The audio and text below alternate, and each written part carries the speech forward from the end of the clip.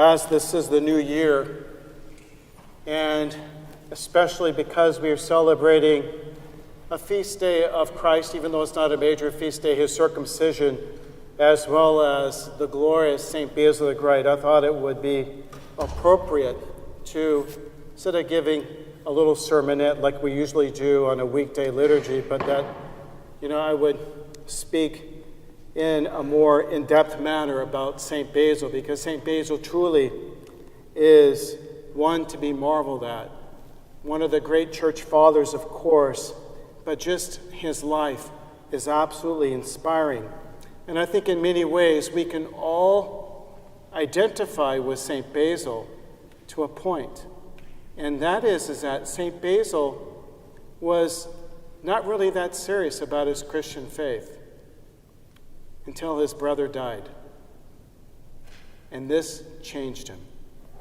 It made him understand the shortness of life and how God is everything.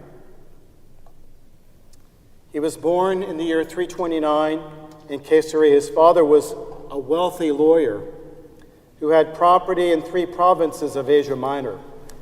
His father, though, was devoted to Christianity that was reported by those who knew him that he could even perform miracles.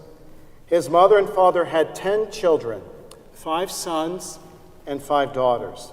The 4 sons, St. Basil, St. Peter of Sebasti, St. Gregory of Nyssa, and St. Nephratios of Mount Nitria, all became saints, while the 2 daughters, Macrina and the younger Theosavia, the deaconess, are also canonized as saints.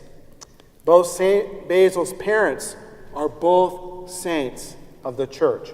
His father and his elder, and St. Basil the elder, and his mother, whose name was Amelia, also a saint, as well as St. Basil's grandmother, also a saint, St. Macrina the elder.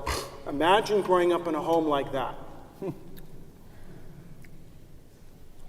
where your brothers and sisters become saints, your parents are saints, your grandmother is a saint. Wow.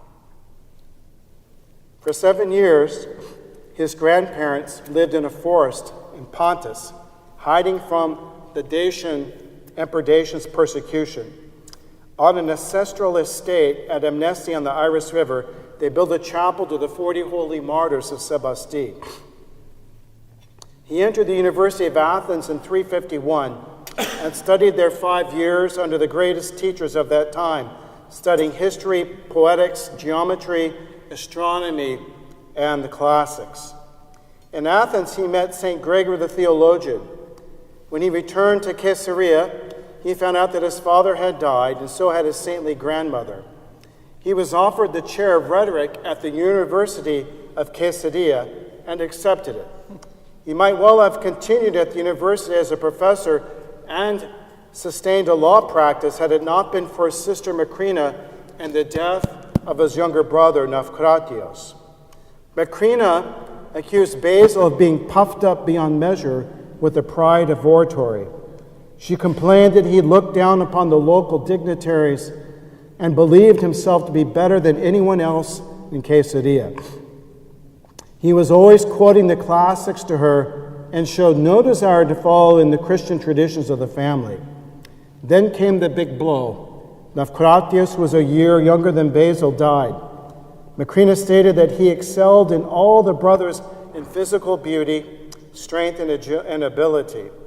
He could run faster, and though reserved, he possessed a sharper intellect.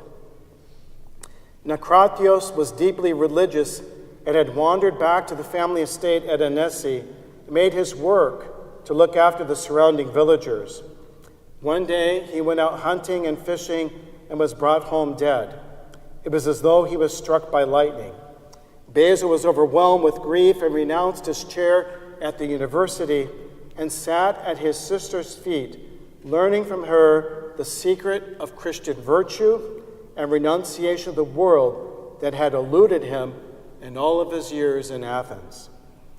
Macrina consoled her grief-stricken mother and convinced her to close the house in Caesarea and to move to Annecy to establish a small community of religious women on the estate, dedicated to charity and the celebration of God. Renunciation was the word most often on Macrina's lips, and she saw vividly all the implications of the world. One must renounce the body, renounce wealth, renounce rank, renounce all things for the sake of Christ. St. Basil was engrossed in her enthusiasm and went on a prolonged tour of Egypt, Palestine, and Syria, visiting the monasteries and the anchorites in their caves and huts that they had erected in the desert.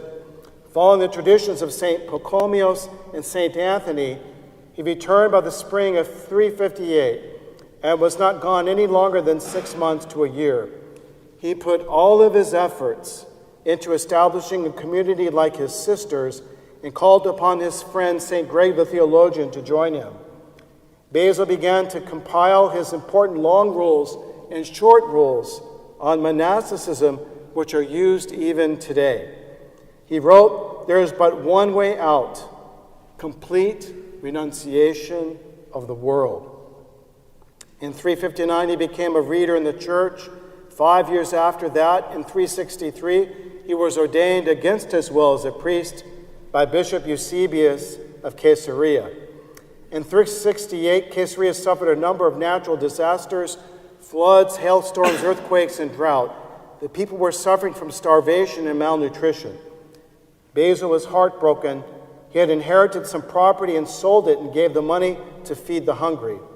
He went about all of Caesarea demanding that all the rich people give money and bread to feed the poor. He wrote there would be neither rich nor poor if everyone, after taking from his wealth enough for his own personal needs, gave to others what they lacked. In the year 370, after the death of Bishop Eusebius, Basil was elected and ordained the Bishop of Caesarea. He was sick, though, living on his nerves and his spirit. At the time of his election, it was argued that he was incompetent to rule for being so weak in health. His lack of health was largely due to the strictness of his ascetic discipline. St. Gregory asked whether they wanted a bishop or whether they wanted a gladiator. Did not everyone know that sanctity and ill health went together? What the world received was a bishop and a gladiator. Upon his election, St. Basil was confronted with an empire that was ruled by an emperor who had fallen to the heresy of Arius. Arius taught that Jesus was a creature who was greater than man but less than God, though Arius and his teachings had been condemned at the First Ecumenical Council. The church and the empire had to deal with this problem for decades. In the early years of his episcopacy, St. Basil often threw up his hands in weariness and defeat. He was often ill, suffering torture from a disease of the liver, unable to rise from his bed. "Terrible among us," he wrote, "is the famine of love." 2 years after his ordination, he wrote, "The teachings of the true faith have been overthrown. Gone is the dignity of the priesthood. None tend the flock of the Lord with wisdom. Proud men squander the money intended for the poor on their own pleasure and in the giving of gifts. No longer is there the strict observance of the canons. License to commit sin is spread throughout the land, and those who have entered the office by favor reward their masters with a gift that pleases them most, the license to commit any sin as they please. Just judgment is dead. Everyone follows the whims of his own heart, and wickedness has no bounds at all." In 372, the Emperor Valens sent the prefect Modestus to Caesarea with orders to make Basil conform to the Arian heresy or resign. Modestus, who bore the title Count of the East, possessed only a little less power than the emperor. He summoned St. Basil before a tribunal in Caesarea. Modestus says to Basil, admitting all the titles and honors, he says, "How dare you defy our great power? How dare you stand alone?" Then St. Basil asks Modestus what he means, as in his own mind he has shown no defiance and did not regard himself as someone who was standing alone. Modestus responds, "You know perfectly well what I mean. Everyone else has yielded, and you alone refuse to accept the religion commanded by the emperor. The religion of the emperor was the worship of Jesus created by God at the beginning of our era, not the worship of Jesus who was stood eternally by God the Father's side. St. Basil then answers courageously, I cannot worship anything that has been created, since I myself am created by God, and I have bidden to be a God. Modestus, now really incensed, replies, what do you think of us? Are we then nothing? St. Basil responds, you are prefect, and you are one of the most illustrious, but I shall not honor you more than God. There were people who said that St. Basil should have escaped from the city when it was known that Modestus was on his way. He knew he was in danger of being struck down by the sword, but he was determined to uphold his faith and his authority. Modestus then states, do you not know what I can do to you? Do you not fear my power? And St. Basil then responds, what can you do? Modestus says, what? How dare you say that? There are many things I can do. Then name them, says Basil. I can confiscate your possessions. I can banish you. I can torture you. I can put you to death. Then Basil replies, is that all? None of these things trouble me. You cannot confiscate my possessions, for I have none, unless you want to take the thread-like clothes that I'm wearing and the few books in my library. Banishment, exile, what have these to do with me? Everywhere on God's earth, I'm at home. You cannot exile me from the grace of God, and wherever I am cast forth, there I am a stranger and a pilgrim. Torture cannot touch me, for I have no longer a body to torture. And is there any torture in being put to death with a single blow? For that's the only power you have over me. As for death, it is welcome to me. For it will no be for me the sooner to be into his blessed presence, close to him whom I serve. Furthermore, I am for the most part already dead, and I have been long hurrying to the grave. And then Modestus was startled at these words of St. Basil, and he said, no one has ever addressed Modestus in such a manner like this. Then Basil responded, saying, no doubt, probably you never met a bishop until now. Otherwise, you would surely have come upon people who speak in this way. In all other matters, we are humbler than anyone, according to our duty, and we show no arrogance to the very least of people, and still less do we show arrogance to the strong. When God is at stake, we despise all else. Fire, sword, wild beasts have no terror for us. Indeed, we delight in them. Insult us, threaten us.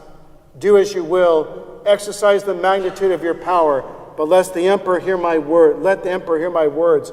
You will never persuade us to join forces with impiety, though you threaten your worst. St. Basil's defiant rejection of Modestus did not recoil on his head. The tall, gaunt bishop, white-bearded at the age of 42, succeeded in awing the prefect, who changed his tone and began to argue that nothing more was demanded of Basil than that he should surrender the single word homoousios, meaning of the same essence, with homoousios, meaning of like essence. Modestus promised that if this word was surrendered, then the emperor was approaching Caesarea, would enter into communion with Basil. But it was precisely this word which defined the true majesty of God. St. Basil rejected the plea outright, saying, it's worth much more to save an emperor's soul, but I can no more add or subtract from the Nicene Creed than I can change the order of the words. Modestus then replied that he would give him until the next day to think it over. And Basil responded, tomorrow you will find that I have not changed. And then he was allowed to leave. Modestus reported to the emperor, stating that Basil showed an unholy obstinacy, that he was too strong for persuasion and would yield to nothing but force. On the eve before Basil was to be exiled, Emperor Valens' 6-year-old son became deathly ill. The emperor's wife, Dominica, feared that God was punishing them because of the threatened exile to St. Basil. She begged for St. Basil to pray for her son. He prayed over the boy, and he recovered. Unfortunately, shortly thereafter, as the boy was being baptized by an Arian bishop, he died. Later, when the emperor was going to banish St. Basil a second time, his pen split down the middle 3 times. He was unable to sign the document. During St. Basil's tenure as a priest and bishop, he used all of his personal means and all the church revenue for the benefit of the poor. In each district of his expansive metropolis, he founded almshouses. In Caesarea, he established an inn and a hospice. By their scale, amounted to be an entire small town. St. Basil has left us a legacy of many letters that he had written, as well as other various works, among his famous commentary on the 6 days of creation and his long and short rules which he wrote on the monastic life and how monasteries ought to be governed. He also rewrote the Divine Liturgy, which is one of the 3 main liturgies that we use on our worship today.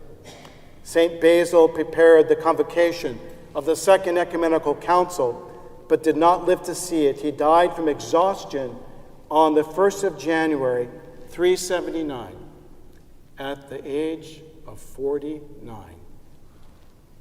49. The church began to celebrate the memory of St. Basil the Great almost immediately after his death. In a homily on his death, St. Amphilochios, the bishop of Iconium, said, "There is not without reason and not by accident was the divine Basil released from the body and translated from earth to God on the day of the circumcision of Jesus,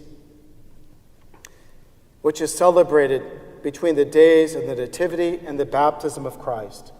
Therefore, this most blessed one, in preaching and praising the Nativity and the baptism of Christ, extolled the spiritual circumcision, and himself, having put off the body, was deemed worthy of ascending to Christ precisely on the sacred day of the commemoration of Christ's circumcision.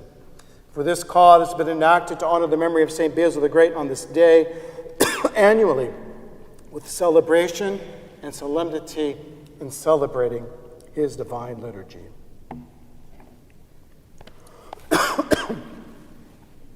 It's remarkable. St. Basil, with the death of his brother, changed his life. He saw that renunciation was everything. And it's interesting. Circumcision is the cutting off. It's really what it means, cutting off. And to cut off all these things out of our lives that are keeping us from God. New Year's resolution for all of us, right? Cutting off.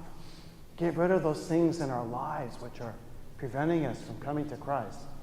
And you know who will help us? St. Basil. Just pray to him. St. Basil, help me. Help me. Help me to think differently. And help me, give me motivation through your prayers that I may truly love God and serve him. God has work for us to do. So, with his grace, with the prayers of St. Basil, may this new year be a year of amazing journey. God bless you all. Happy New Year. We're still in the Christmas season. Merry Christmas too. God bless you.